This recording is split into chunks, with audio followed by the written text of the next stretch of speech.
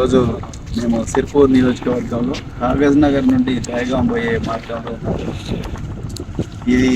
ఈ రోడ్డు అందిల్లి మరియు బట్పల్లి రెండు గ్రామాలను కలిపే ఆర్ఎండ్బి రోడ్డు.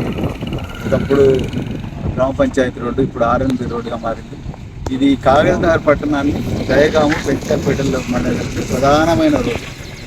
ఇక్కడ విషాదకరమైన విషయం ఏంటంటే గత 5 సంవత్సరాల నుంచి ఈ 1 కిలోమీటర్ రోడ్డు కూడా ప్రభుత్వం వేయలేకపోతుంది.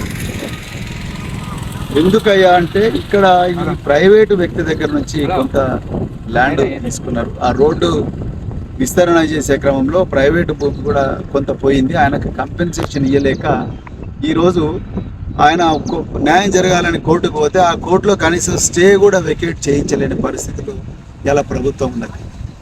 మరి ఇప్పుడున్న ఎమ్మెల్యే డాక్టర్ హరీష్ బాబు గారు ఆయన మరి ఎలక్షన్లకు ముందు ఇక్కడ వచ్చి ఇదే రోడ్డు మీద వరి నాట్లు కూడా వేసింది. ఆయన చెప్పాలనుకున్నది ఏంటంటే ఈ రోడ్డా లేకపోతే పొలమా అని. మరి ఇప్పుడు ఆయన్నే ఎమ్మెల్యే అయింది. గత 7 నెలల నుంచి హరీష్ బాబు గారే ఈ చేసిన రైతు కూడా ఆయన అనుచరుడని ఇక్కడ పట్పల్లి గ్రామస్తులు, అందలి గ్రామస్తులు చెప్తున్నారు.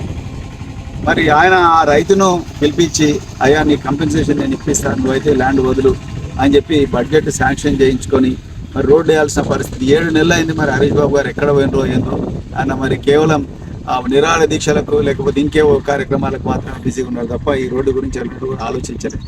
ఇక్కడ ప్రభుత్వం ప్రాబ్లం ఏంటంటే ఇక్కడ ఆటోలు కానీ, మోటార్ సైకిళ్ళు కానీ, కార్లు కానీ, జీపులు కానీ ఏవి పోలేని పరిస్థితి. పోయినవన్నీ కూడా ఈ చాంబర్లు పగిలిపోవడం, లేకపోతే షాకప్ దెబ్బలు పోవడం, తర్వాత నడుములో పెరగడం, అంత దయనీయమైన పరిస్థితి. ఇంకా వానకాలం స్టార్ట్ కాలేదు.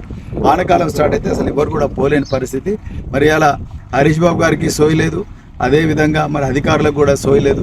అందుకొరకు అర్జెంటుగా మరి హైకోర్టులో ఏదైతే స్టే ఉన్నదో ఆ స్టేను వెకేట్ చేయించి అర్జెంటుగా మరి ఆర్ఎండ్బి శాఖ దగ్గరికి పోయి దీనికి ఎన్ని కోట్ల రూపాయలు ఖర్చు అవుతుంది, ఎన్ని లక్షల రూపాయలు ఖర్చు అవుతుంది అది అలాట్ చేయించుకొని రైతుకు సముచితమైన నష్టపరిహారం ఇచ్చి దాని తర్వాత ఈ రోడ్డు వెంటనే స్టార్ట్ చేయాలి. మళ్ళీ వానలు వచ్చినట్టు చాలా కష్టం అవుతుందని చెప్పి ఈ సందర్భంగా నేను డిమాండ్ చేస్తున్నా. అదేవిధంగా మళ్ళీ ఒకసారి చెప్తున్నా, బట్పల్లి గ్రామ ప్రజలకు, అదేవిధంగా అందలి గ్రామ ప్రజలకు తప్పకుండా భారత రాష్ట్ర సమితి నుంచి ఈ సమస్య మీద పోరాటం తప్పకుండా ఈ సంవత్సరం లోపల ఇది రోడ్ చేయకపోతే పెద్ద ఎత్తున నెల లోపల రోడ్డు చేయకపోతే